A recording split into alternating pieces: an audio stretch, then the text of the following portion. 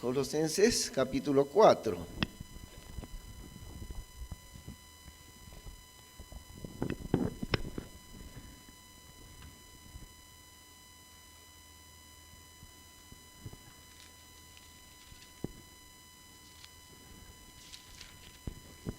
Muy bien.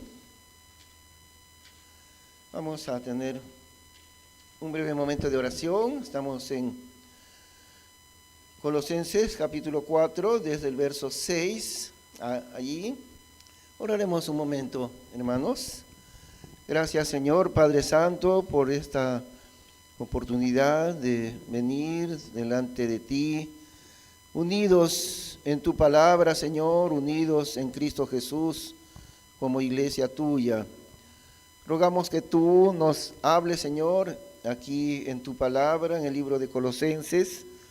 Necesitamos escuchar lo que tú tienes que enseñarnos, tienes que mostrarnos a través de este pasaje, y rogamos que por medio de tu Santo Espíritu nos hagas comprender las maravillas tuyas, Señor, las maravillas de tu palabra. Abre nuestros ojos, abre nuestro entendimiento, Padre Santo, así te lo rogamos en el nombre del Señor Jesús. Amén. Muy bien. Entonces, en el capítulo 4, que está culminando este libro de Colosenses, y el verso 6 nos dice lo siguiente: vuestra palabra sea siempre con gracia, sazonada con sal, que sepáis cómo os conviene responder a cada uno. Qué interesante que aquí se menciona la sal. En otros pasajes también se menciona. En los sacrificios del Antiguo Testamento era utilizada la sal para aquellos sacrificios. Y también el Señor dice: vosotros sois la sal de la tierra. La sal es lo que da sabor. Y casi ninguna comida, a menos que sea pues algo dulce, ¿no? Pero ninguna comida tiene buen sabor si no es por la sal. Por ejemplo, si uno quiere comer unos huevos duros, ¿no? No tiene sabor alguno si no le echa un poquito de sal. Ahora dice el Señor: vosotros sois la sal de la tierra. El cristiano es la sal de la tierra. Y la sal siempre se usa en cantidad pequeñita. Nosotros somos pocos, una pequeña minoría dentro del mundo, pero esa pequeña minoría es lo que le da sabor a la tierra, al mundo, siendo un poquitito, porque nadie echa un montón de sal, ¿no? ¿Cuánto echan, por ejemplo, para una pequeña olla de arroz? ¿Cuánto le echan? Creo que media cucharita, algo por ahí, ¿no? Yo no sé muy bien, pero creo que es como media cucharita o 3/4 de cucharita, entonces es un poco nomás. Si le echamos mucho ya no queda bien porque está muy salado, y sin sal tampoco. Entonces una cantidad exacta. Ahora dice el Señor aquí: vuestra palabra sea siempre con gracia, sazonada con sal. La presencia del Espíritu Santo en un cristiano nos da esa sal que es el sabor que el mundo necesita conocer y entender. Que sepáis cómo os conviene responder a cada uno. Y debe el mundo notar la diferencia, cómo habla un cristiano, con palabras de gracia, palabras de la gracia de Dios, que se pueda distinguir la diferencia.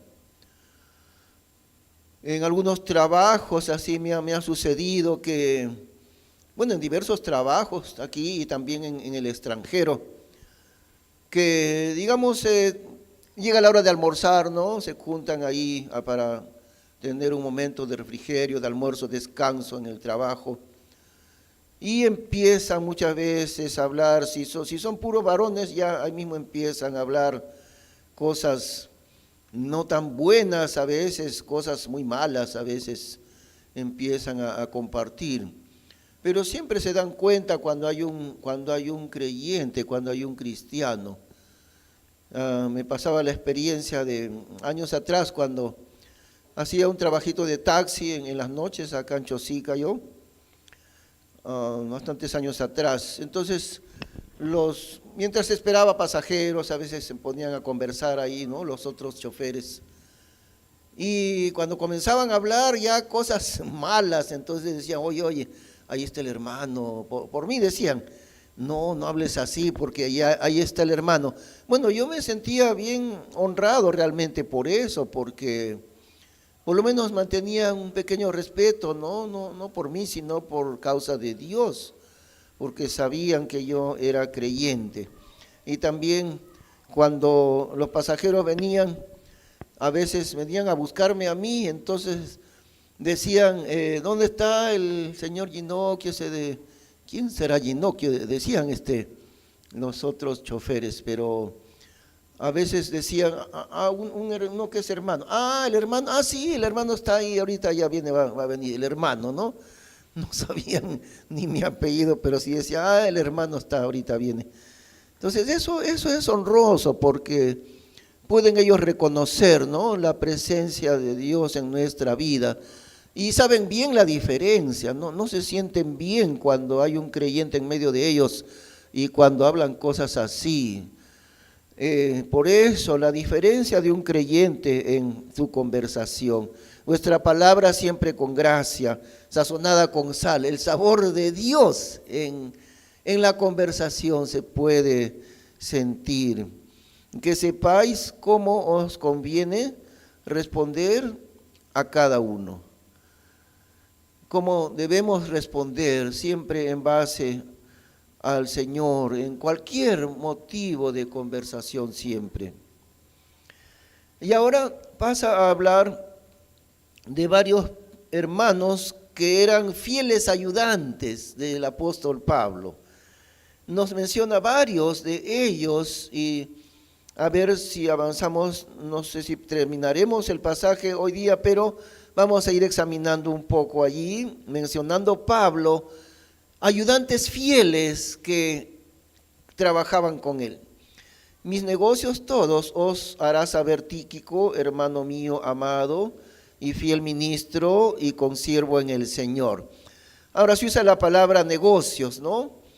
Pero no en el sentido del dinero, porque no trabajaba para el dinero, sino en el mismo sentido cuando encontraron al Señor Jesús, José y María habían ido, como iban cada año a Jerusalén a una de las fiestas, y entonces regresaban a Nazaret, y el Señor Jesús tenía 12 años recién, y cuando regresan, como la caravana era grande, no lo veían a él, entonces diría, ya estará con algún otro familiar, ahí debe estar. Ahora fíjense ese detalle, ¿no?, del Señor Jesús, de José y María, porque no se extrañaron de que no estaba a su lado, porque dijeron, primero que tenían confianza en él, y decían, no hay problema, si no está con nosotros, debe estar con algún familiar. Tenían confianza en él. Jesús tenía 12 años. Entonces no se preocuparon mucho, pero luego por fin se dieron cuenta que no estaba y volvieron a Jerusalén entonces. Y ahí sí estaban angustiados y le encontraron recién al tercer día. ¿En dónde estaba? En el templo de Jerusalén, rodeado de los doctores de la ley. Y Jesús le dice, ¿por qué me buscabais? ¿Por qué? ¿No sabías que en los negocios de mi Padre me es necesario estar? Y ahí Jesús usa la misma palabra, ¿no? El Señor Jesús usa esa misma palabra como aquí, mis negocios todos, negocios de Dios. Mis negocios, dice Pablo, pero son los negocios de Dios. Claro, los asuntos que Pablo hacía en cuanto a Dios, por supuesto, ¿no? Nada tenía que ver con ganancia de dinero. Tampoco el Señor Jesús, en medio de los doctores de la ley, a los 12 años, y se admiraban ellos de sus respuestas, los doctores de la Biblia, oyéndoles y preguntándoles. Y mira, había pasado 3 días enteros, Y Jesús le dice, ¿por qué me buscan a José y María? ¿No saben ustedes? En los negocios de mi Padre me es necesario estar. Bueno, ahí estaba José, ¿no? Pero él dice, mi Padre Dios, en los negocios de mi Padre me es necesario estar. ¿Por qué me buscan? ¿Por qué se extrañan? Igual la misma palabra entonces aquí, mis negocios, los negocios de Dios, todos os hará saber Tíquico, hermano mío amado y fiel ministro y consiervo en el Señor, al cual os he enviado para esto mismo, a saber, que entienda vuestros negocios y consuele vuestros corazones. Otra vez la palabra negocios, negocios espirituales, los asuntos de la iglesia, es decir, y no solo para que pueda ver los asuntos de la iglesia, sino también para que consuele vuestros corazones.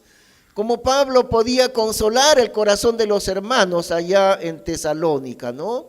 Desde tan lejos, ¿cómo podía enviarlo a su colaborador Tíquico, un amado hermano, fiel colaborador de Pablo? Y enviándolo nomás a Tíquico, ellos eran consolados por el envío de Pablo. Cuánta influencia tenía en el poder de Dios Pablo hacia sus hermanos ahí en Tesalónica, donde habían, en Colosas, las iglesias de Colosas, donde también Pablo había pues comenzado la obra de Dios, ¿no? Años atrás. ¿Cómo puede alguien tener tanta influencia, tanto consuelo podía enviar a través del hermano Tíquico? Ahora, toda obra que Dios hace, la hace por medio de un equipo. Y es así que nunca encontramos a Pablo él solito. Desde el primer viaje misionero salió con Bernabé, ¿no? Barnabás.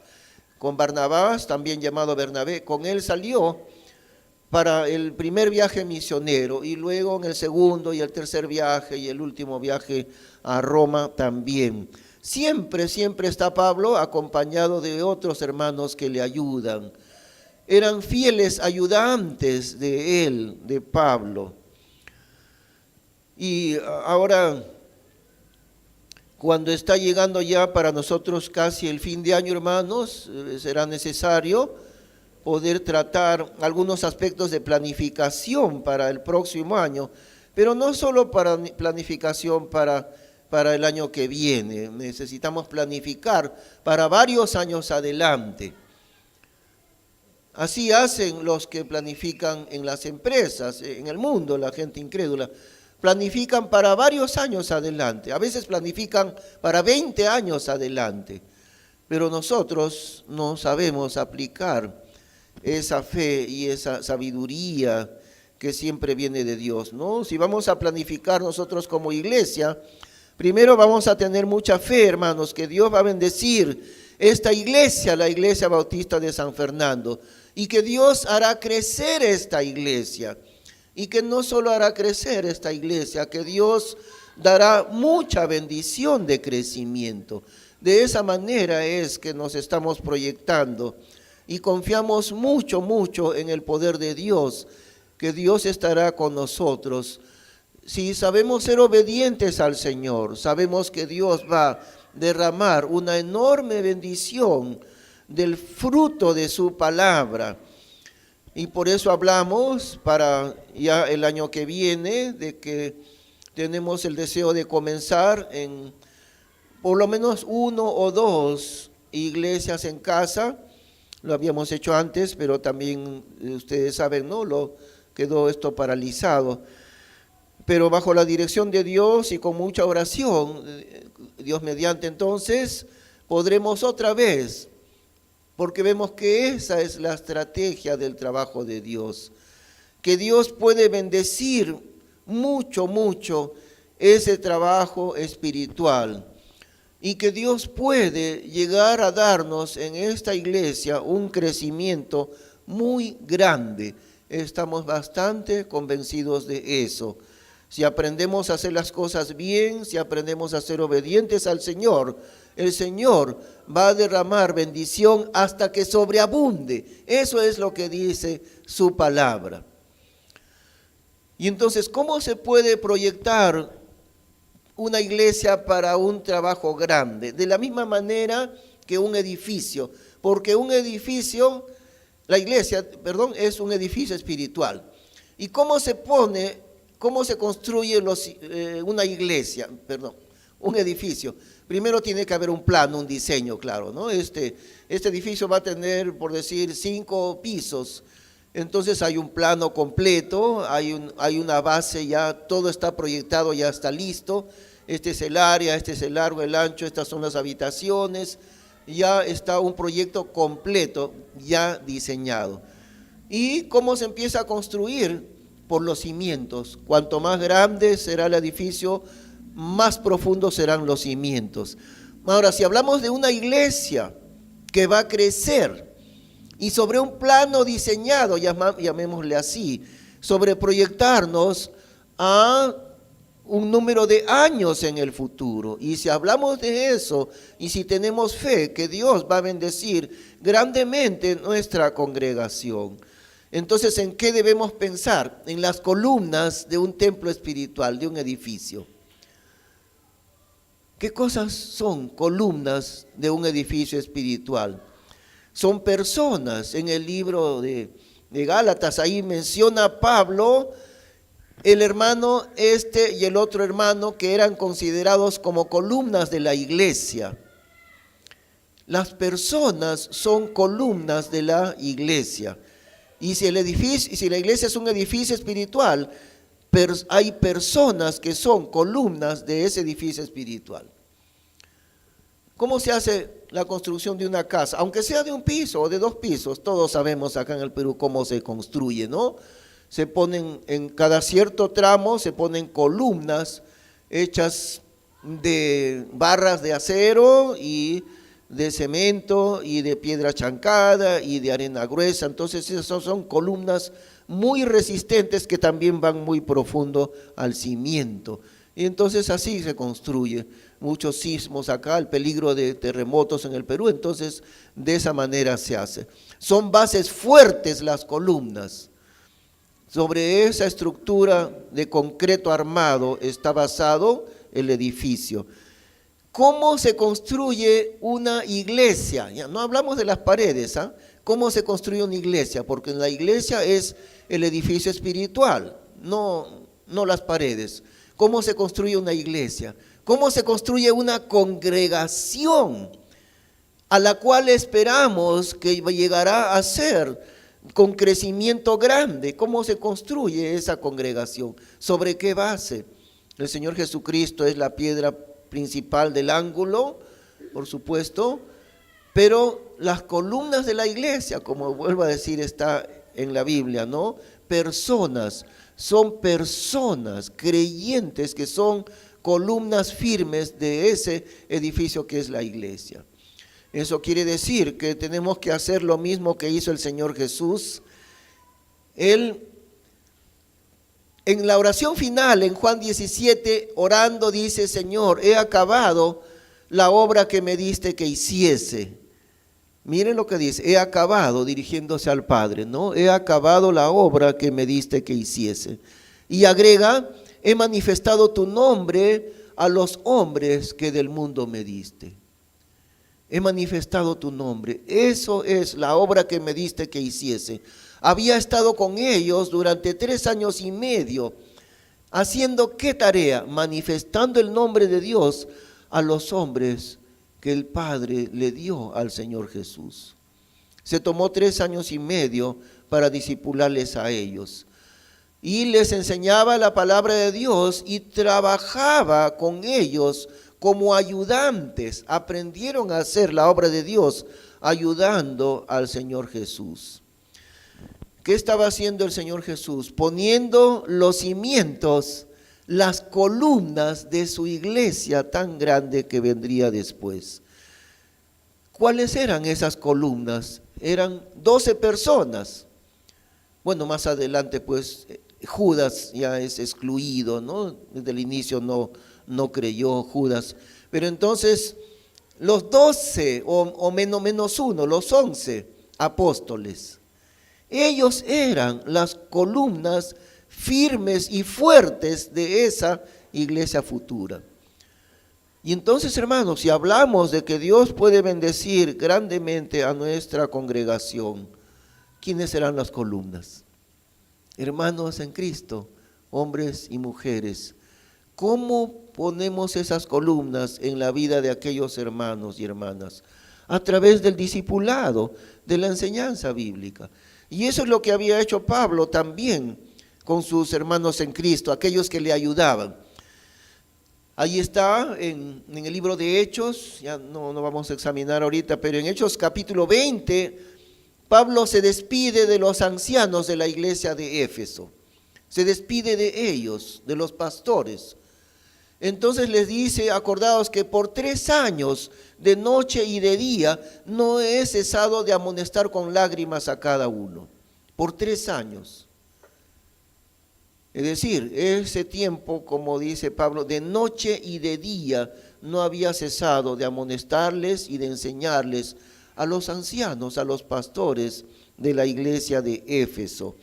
Eso es poner el cimiento de la iglesia.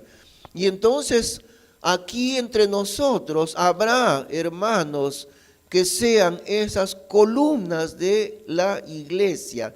Y para ellos es necesario invertir mucho tiempo en enseñarles. Por eso tenemos los días martes la enseñanza del discipulado, ¿no? Y eso es poco todavía, es realidad, es muy poquito, un solo día a la semana es enseñanza. Pero otra cosa más, vamos a tener, como decimos, si Dios permite, más adelante, ese trabajo de las iglesias en casas. Y los hermanos que dirijan ahí aprenderán el trabajo pastoral, trabajando al dirigir estos grupos en hogares. Allí aprenderán, ¿no? Y esa es la manera de poner los cimientos de la iglesia, con la enseñanza bíblica y con el trabajo del ministerio del Señor. Entonces Pablo estaba rodeado de aquellos discípulos suyos que le ayudaban. En primer lugar, Tíquico, ¿no? ¿Cómo lo llama a Tíquico? Verso 7, hermano mío amado y fiel ministro y consiervo en el Señor. Varias calificaciones que pone Pablo con Tíquico. Hermano amado, primeramente. Hermano amado. En segundo lugar, fiel ministro. Y en tercer lugar, consiervo en el Señor. No puede hacerse una obra grande de Dios si no hay un equipo. Y primeramente tiene que haber alguien a quien Dios coloca, ¿no? Para tener esa visión de la obra de Dios. Pero no uno solo, nunca uno solo, siempre alguien que trabaja con un equipo completo de hermanos. Entonces ahí es donde se puede hacer la obra de Dios. El suegro de Moisés lo encontró que Moisés cometía un error porque aconsejaba, él solo quería aconsejar al pueblo entero, eso era imposible. Entonces de parte de Dios, Jetro, su suegro, le aconseja y el consejo es muy, muy acertado. Le dice, mira, dedícate tú a esto, tú vas a permanecer en la presencia de Dios y vas a presentarle a Dios los problemas del pueblo. Y en la presencia de Dios, Dios te guiará cómo resolver esos problemas del pueblo. Tienes que permanecer delante de Dios. Tu primera tarea. Tu segunda tarea, enséñales a ellos el camino por donde deben andar y lo que han de hacer. Ahí está. Y en tercer lugar, establece varones escogidos, varones de Dios, que aborrezcan la avaricia. Establécelos por jefes de millares y de centenas y de 50 y de 10. Ahí están, ¿no? Las 3 tareas del hombre de Dios. Primero, lo más importante, permanecer delante de Dios, en la oración, en el estudio bíblico, que parece a veces que no es lo más importante, pero siempre será lo más importante permanecer ante Dios. En segundo lugar, la enseñanza. Le dice, ahora enséñales a ellos el camino de Dios, enséñales la palabra de Dios. Y en tercer lugar, tú vas a delegar, vas a establecer varones escogidos de Dios y con ellos vas a administrar el pueblo. Ellos van a resolver todo problema sencillo y todo problema grave reciente lo van a traer a ti. Entonces, a través de la delegación, y lo mismo era con Pablo, ¿no? Un equipo de hombres de Dios escogidos. En segundo lugar, Onésimo, versículo 9. Con Onésimo, amado y fiel hermano, el cual es de vosotros. Todo lo que acá pasa, estos os harán saber. Y Onésimo había sido, bueno, un hermano en Cristo, pero muy sencillo, había sido un esclavo. Y eso podríamos encontrarlo si consultamos el libro de Filemón. Ahí se ve cómo Onésimo se había convertido a Cristo en la prisión. Y era un esclavo y que según parece ya había sido libertado. Un hermano en Cristo muy sencillo, pero ¿cómo le llama Pablo? Amado y fiel hermano. Amado y fiel hermano, el cual es de vosotros. Alguien que quería ayudar a Pablo con toda su alma. Entonces, no solamente hay necesidad de hermanos que puedan dirigir. En realidad son pocas las personas que Dios pone para que puedan dirigir. Son pocos. En la mañana estábamos al final del culto conversando con una pareja de esposos que vinieron de visita una iglesia en el Callao y nos contaron que allá en esta iglesia en el Callao están ya durante 3 años sin pastor, están a la búsqueda de un siervo de Dios y no hay, o a veces los que podrían ir allá no están dispuestos a ir. Es difícil conseguir siervos de Dios idóneos. Siempre hacen falta, mucha falta hacen pastores y siervos de Dios que realmente sean idóneos para su palabra. Entonces son pocos aquellos hombres que Dios coloca para dirigir, porque también se necesita que se trabaje con un equipo de ayudantes, y estos eran fieles ayudantes, ¿no? Ayudaban a Pablo, tenían esa disposición de ayudarle. Ahora miren un detalle importante de entender acá. Pablo tenía un carácter muy fuerte. Nunca hubiera funcionado bien Pablo como ayudante. ¿Por qué? Porque su carácter era así, Dios le había dado ese carácter bastante fuerte. Y lo encontramos la primera vez a Pablo acompañando a Bernabé. En ese caso empezó Pablo como ayudante. Sí, ¿no? Era el primer viaje misionero. Bernabé era el líder y Pablo era el ayudante. Pero ¿qué sucedió? Después de un tiempo, Pablo de manera natural comienza a convertirse él en el líder y Bernabé ya no tiene esa misma importancia como líder. Y en el segundo viaje Pablo sale acompañado por Silas. Y ahora ya Pablo no sale como ayudante, sino sale como líder. A partir de ese momento lo vemos todo el tiempo a Pablo encabezando el trabajo misionero, lo cual le costó mucho, claro. Menciona, ¿no? Cuántas veces azotado, herido, en naufragios, en hambres, en un montón de cosas aflictivas le costó a Pablo el trabajo misionero. Pero Dios le había dado un carácter así, fuerte pero valiente a Pablo. Entonces no podía funcionar bien como ayudante él, porque Dios le había dado ese don de estar a la cabeza y lo hacía bien. Pero otros hermanos sí pueden funcionar muy bien en el trabajo de ayudar. Y cómo Dios provee esas personas, ¿no? Algunos, como Pablo, de una personalidad muy fuerte, que estaban llamados a un sacrificio muy grande también. O sea, no era simplemente yo voy a dirigir porque esa es mi personalidad, no era eso. El precio era enorme, el precio del sufrimiento de Pablo. Un precio grande de estar a la cabeza. Pero también Dios pone en otras personas la disposición de ayudar. Alguien me dijo hace un tiempito, yo creo que yo nunca voy a funcionar bien dirigiendo una iglesia, porque yo siempre tengo la idea de colaborar con alguien más, alguien que dirija y yo le ayudo. Así me dijo alguien que estaba involucrado en la obra de Dios. Entonces le dije yo, bueno, eso Dios lo va a confirmar con el paso del tiempo, con el paso de los años, ¿no? Y verdad, algunos funcionan muy bien como ayudantes. En el caso mío propio, en los años que estuvimos en Estados Unidos, todos esos años yo estuve como ayudante de otro pastor. Entonces Dios me puso en ese tiempo para ayudar a uno que era el pastor principal, ¿no?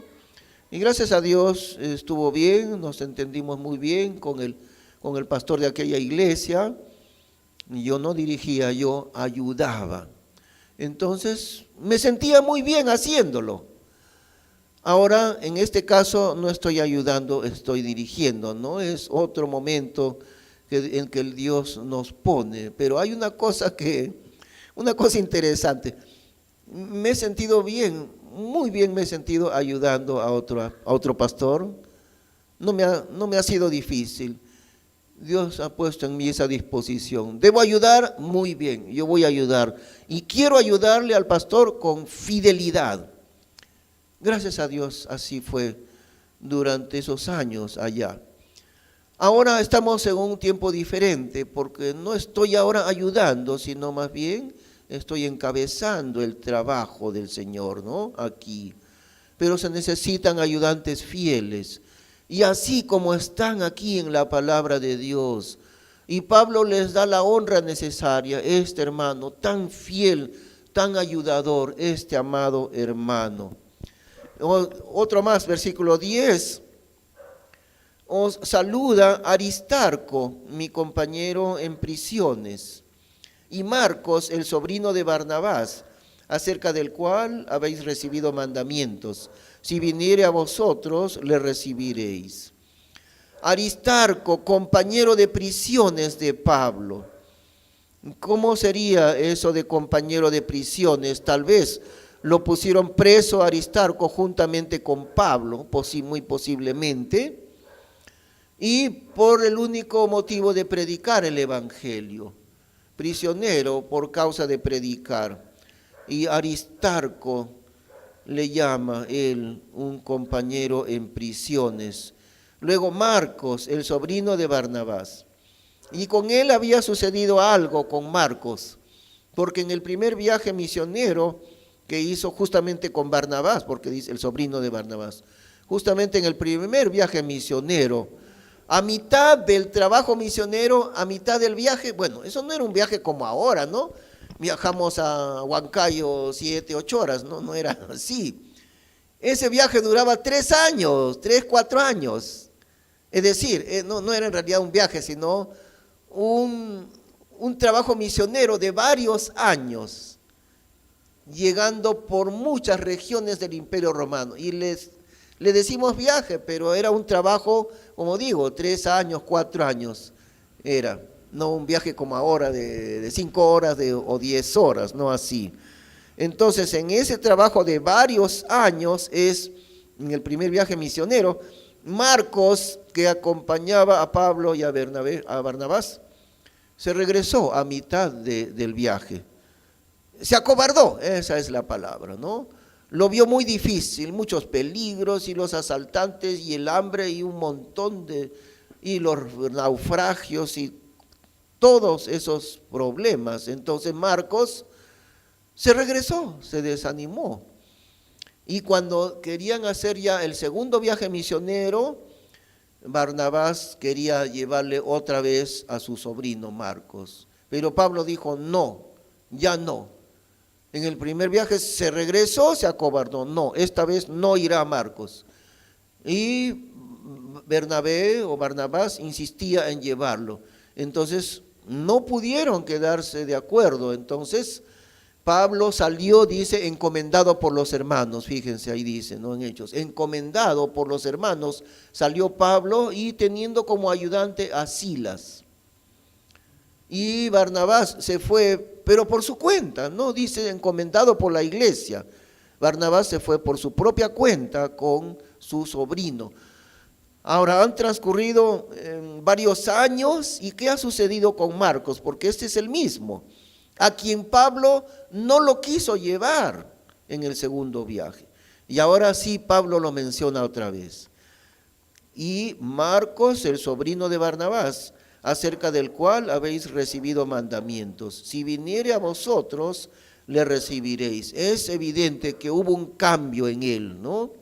El que había sido miedoso y cobarde en aquella ocasión, ahora pasados varios años, había aprendido. Y ahora Pablo, que no quería saber ya nada con él, por lo que hizo y abandonó el viaje misionero. Pero ahora, dice Pablo, recíbanle a él, por favor. Así puede haber un cambio en los hermanos, ¿no? Y son como hijos espirituales aquellos. Es necesario que un ministro de Dios tenga así diversos hijos espirituales. Y estos hermanos pueden aprender profundamente la palabra de Dios. Son discípulos, ellos eran indudablemente discípulos de Pablo y ayudantes de Pablo. Siempre ha sido así, miren, en todo trabajo grande, y no solamente en el campo de Dios o de la iglesia. Por ejemplo, se habla de esa gran empresa de liberar toda Sudamérica que tuvo Bolívar, ¿no? Un hombre admirable en algunos aspectos y en otros aspectos no, porque tenía Simón Bolívar sus cosas bien malas, pero en algunos aspectos, en su valentía. Entonces Simón Bolívar, que se había trazado esa meta de la liberación, la libertad de toda Sudamérica, y tempranamente en la campaña libertaria conoció a un oficial que se llamaba Antonio José de Sucre.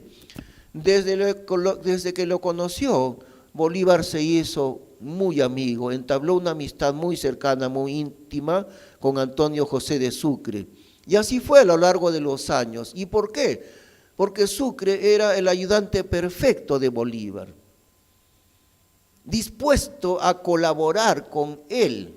Así era, ¿no? Alguien tiene que dirigir y alguien tiene que ayudar. Ambas personas son necesarias. Antonio José de Sucre fue un ayudante magnífico para Simón Bolívar. Y en varias de las campañas, en la última batalla de Ayacucho, ¿no? En 1824, ya no pudo estar ahí Bolívar, parece que ya sufría los efectos de enfermedad que tuvo. Y allí estuvo su íntimo amigo, el general Antonio José de Sucre, y ahí fue la victoria final y decisiva en la batalla de Ayacucho. Su ayudante allí estuvo y se logró la victoria. Así que ambos, y cuántos ayudantes, ¿no? Uno solo que dirigía, pues Pablo era, Dios lo puso ahí para dirigir. Pero Dios también puso todo este equipo. Y miren, todos los hermanos que son mencionados aquí, que posiblemente no terminaremos esta noche con todos ellos, porque miren una lista de cuántas personas, ¿no? Versículo 11, y Jesús, el que es llamado justo, los cuales son de la circuncisión, estos solo son los que me ayudan en el reino de Dios, los cuales han mecido consuelo. Consuelo, también necesitó Pablo consuelo. Y él envía consuelo. Versículo 8, lo manda Pablo a Aristarco, a Tíquico, versículo 8, al cual os he enviado para esto mismo, a saber, que entienda vuestros negocios y consuele vuestros corazones, de parte de Pablo. Y el consuelo que recibían de Pablo ellos a través de Tíquico era muy importante, a pesar de la distancia y de todo. Miren, se habla el caso, para poner un ejemplo similar, se habla de el mariscal Montgomery, uno de los mayores generales en la Segunda Guerra Mundial, inglés, hijo de un pastor evangélico, este gran general, es mariscal Montgomery, que tenía una influencia tan grande sobre los soldados. Le llamaban Monty, le habían puesto los soldados a él Monty, su apodo, ¿no? Su nombre de cariño, Monty.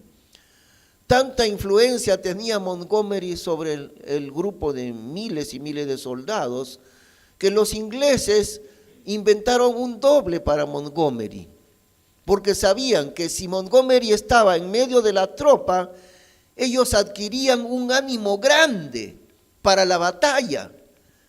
El ánimo de la batalla venía de él, de Montgomery, sobre miles de soldados. Y ese ánimo era decisivo para la victoria en las batallas. Los ingleses le sacaron un doble a Montgomery. Encontraron un hombre alto, así alto y delgado como él, le pusieron la boina esa que llevaba Montgomery, y entonces lo llevaban para el campo de batalla al doble de Montgomery. Y los soldados decían, ahí está Monty, ahí está Monty. Adquirían ánimo. La diferencia entre la derrota y la victoria era por el ánimo infundido por los comandantes de batalla. Así como fue con Bolívar también, ¿no? Y el discurso de Antonio José de Sucre, ¿recuerdan esa frase famosa, ¿no? En la última batalla de Ayacucho, otro día de gloria va a coronar vuestra admirable constancia, dijo Sucre en esa última batalla. Y es que el ánimo infundido por el que está a la cabeza dirigiendo es determinante para la victoria. También se habla de Churchill, Winston Churchill en Inglaterra, justamente en la Segunda Guerra Mundial. Muchas veces se ha dicho, si no hubiera sido por el ánimo que infundía Winston Churchill en Inglaterra, Inglaterra hubiera caído, completamente derrotados hubieran sido por el ataque de Hitler. Pero no fue así. Este hombre, al comienzo de la batalla en Inglaterra, él dijo, solamente les ofrezco 3 cosas para esta guerra: sangre, sudor y lágrimas. Y cuando él dijo eso, el pueblo de Inglaterra adquirió la valentía necesaria para lograr sobrevivir ante el ataque mortal y destructivo que hacía Hitler sobre ellos, sobre Inglaterra. Como el ánimo infundido por el que está a la cabeza puede ser decisivo para la victoria, es decisivo. Y así como digo, ¿no? Montgomery, le inventaron un doble, así que el Montgomery verdadero estaba ahí en el campo de batalla. Y el Montgomery duplicado también estaba por otros lados. Y los soldados lo veían y cobraban ánimo. Y así era con Pablo, cómo les envía consuelo a través de Tíquico.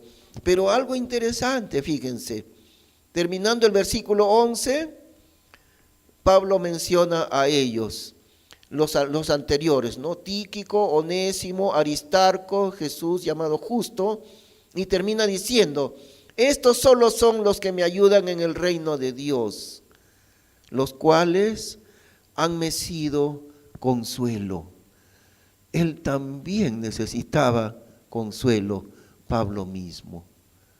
El consuelo de sus hermanos, aquellos que le ayudaban grandemente. Para él también era necesario ese consuelo. Y sigue mencionando en la lista, verso 12, Epafras, el cual es de vosotros, siervo de Cristo, os saluda. Es decir, Epafras era de los hermanos de Colosas, era de esa iglesia Epafras. Por eso dice Epafras, el cual es de vosotros, siervo de Cristo, os saluda, esforzándose siempre por vosotros en oraciones, que estéis firmes, perfectos y cumplidos en toda la voluntad de Dios. Y miren las oraciones de Epafras. Por eso hemos dicho, hermanos, ¿no? Y ayudándonos, aprendiendo a orar en los momentos de oración, como hacemos el viernes, el domingo. Las oraciones de la Biblia, de allí aprendemos a orar. ¿Cuál era la oración de Epafras? No era solamente por los que necesitan ayuda y les falta trabajo o que sufren enfermedad. Era necesario, pero no solamente eso. ¿Cuál era la oración de Epafras? Esforzándose siempre por vosotros en oraciones. ¿Cuál era su oración? Que estéis firmes, perfectos y cumplidos en toda la voluntad de Dios. Mucho más allá de nuestras necesidades personales y de sufrimientos o enfermedades, o etcétera. Porque a veces lo único que pedimos a Dios es por lo que estamos atravesando, por lo que estamos sufriendo.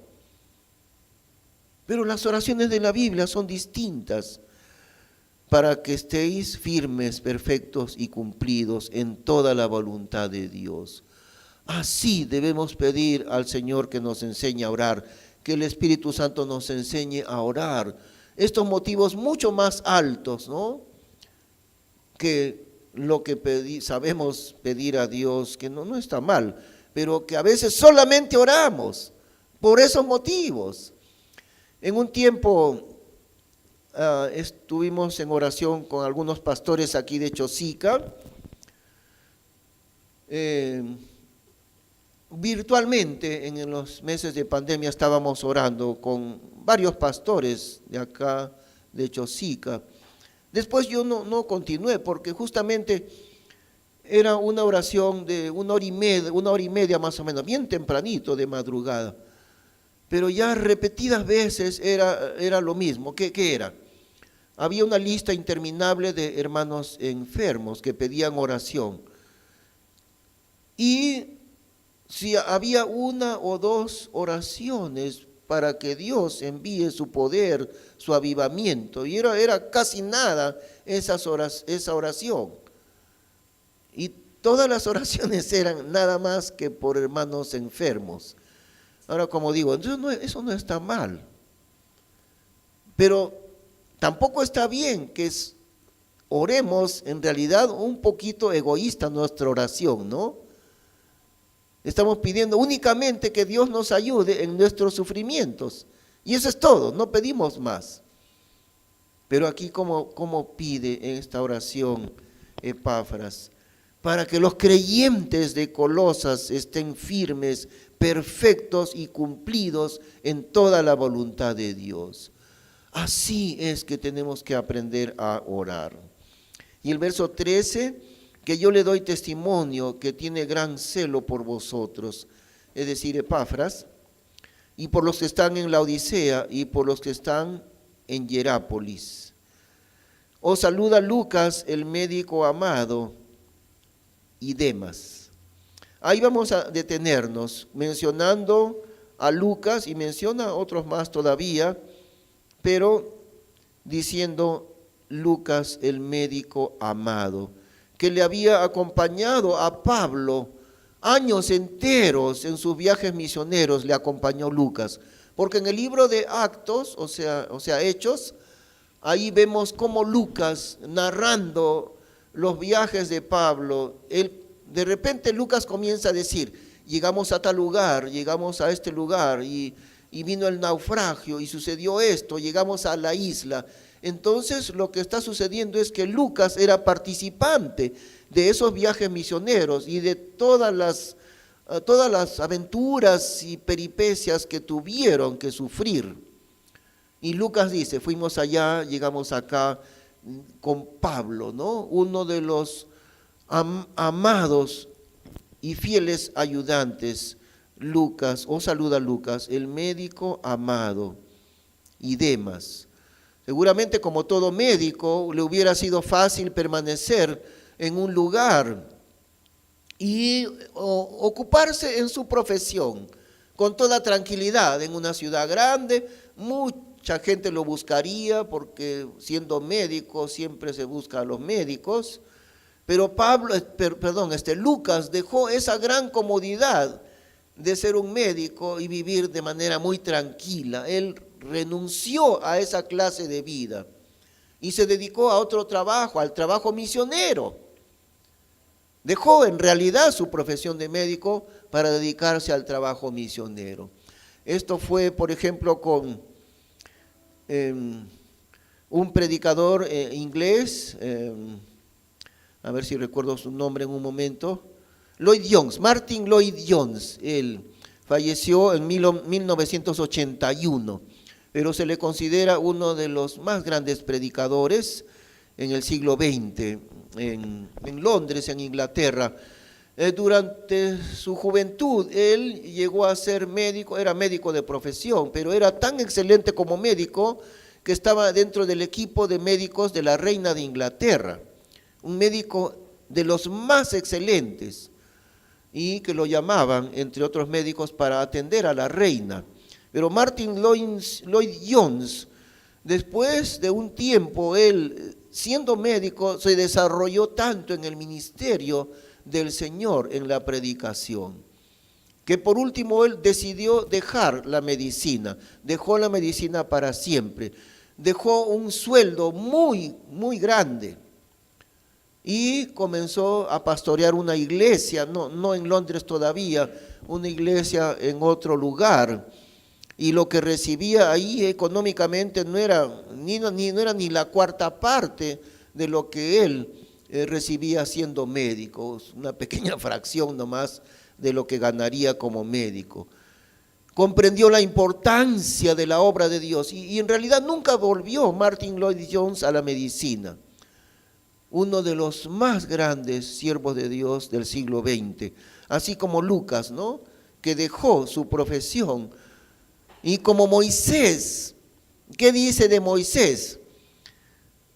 Escogiendo antes el vituperio de Cristo que los tesoros de los egipcios.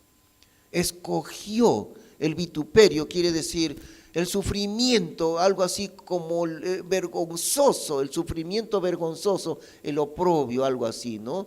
Escogiendo antes ser maltratado con el pueblo de Dios que los tesoros de los egipcios. ¿Cuántos hermanos habrá de esa manera entre nosotros? Porque serán necesarios, hermanos. Si hablamos de un crecimiento grande de esta iglesia, no nuestra, sino iglesia del Señor, de esta iglesia, ¿cuántos hermanos habrá dispuestos a eso? A dejar la comodidad, a dejar el dinero, a dejar lo que el mundo ofrece para pasar el vituperio de Cristo sirviendo al Señor. Estamos seguros que Dios va a levantar esa clase de hombres que estén dispuestos a servir a Dios, así como Lucas, ¿no? Amando tanto al Señor que dejó la comodidad de ser médico para servir a Dios y para sufrir, porque mucho sufrió Pablo, junto con ellos los que le ayudaban también sufrieron juntamente con él. Pero es llamado en la palabra de Dios, está su nombre ahí, el médico amado. Ahora, Lucas no era judío y es el único de los autores en la Biblia que no era judío. El único que escribió, Lucas escribe el libro de de Lucas, el Evangelio de Lucas, y también escribe el libro de Hechos, el libro de Actos. Esos dos libros escribe Lucas, y es el único de los escritores no judíos dentro de la Biblia. Todos los demás son del pueblo de Israel. Y una excepción, ¿no? Escritor gentil, el médico amado, que sirvió tan fielmente, tan amorosamente a Pablo realmente. Muy bien, el otro domingo continuaremos porque todavía hay otros más en esta lista de varones de Dios. Fieles ayudantes, en este caso del apóstol Pablo. Pero Pablo se dedicó a ellos y ellos se dedicaron a ayudar a Pablo también. La necesidad de enseñarles la Biblia a ellos, y así lo hizo Pablo, como digo, ¿no? Los ancianos de Éfeso les dice él, porque no he rehuido de anunciaros todo el consejo de Dios. Es necesario, es indispensable, no hay otra manera. El que sirve a Dios necesita instruir en la Biblia a los hermanos que van a ser ayudantes en la obra del Señor. Y esa instrucción tiene que ser muy profunda en la Biblia y lleva tiempo esa instrucción bíblica. El Señor Jesús lo hizo en 3 años y medio. Pablo lo hizo en 3 años. Pero Pablo estaba con ellos todos los días, de noche y de día. Ahora nosotros estamos tratando de hacerlo, no tan pronto como en 3 años, pero sí en el tiempo necesario para enseñar a los varones de Dios, ayudantes fieles para enseñarles todo el consejo de Dios. Esa es la manera de hacer la obra del Señor, ¿no? Vamos a terminar en oración. Te damos las gracias, Señor Padre Santo, por lo que hemos aprendido en el trabajo de estos fieles ayudantes que pusiste tú mismo, Señor. Tú colocaste para tu obra a este fiel hombre de Dios, Pablo el apóstol. Y en realidad él también fue ayudante de Cristo Jesús para llevar a cabo la obra de Cristo Jesús en el mundo. Y con él estuvieron estos fieles varones de Dios ayudándole. Y también, como está en el libro de Romanos, no solamente varones, sino también mujeres de Dios, muchas hermanas participando, ayudando en la obra del Señor, junto con Pablo. Gracias por eso, Señor, y por esta iglesia, aquí la Iglesia Bautista en San Fernando Chosica, que estamos convencidos que tú darás un crecimiento espiritual grande, de tal manera que la obra tuya se ha de expandir, ha de crecer muchísimo, empezando con esta congregación. Gracias por esa fe y esa visión que tú nos entregas, Señor. Y gracias por diversos hermanos que están comenzando en ese equipo de fieles ayudantes a través del aprendizaje bíblico. Gracias, Señor, por tu bendición con nosotros. En el nombre de Cristo Jesús, amén. Vamos a cantar el último himno.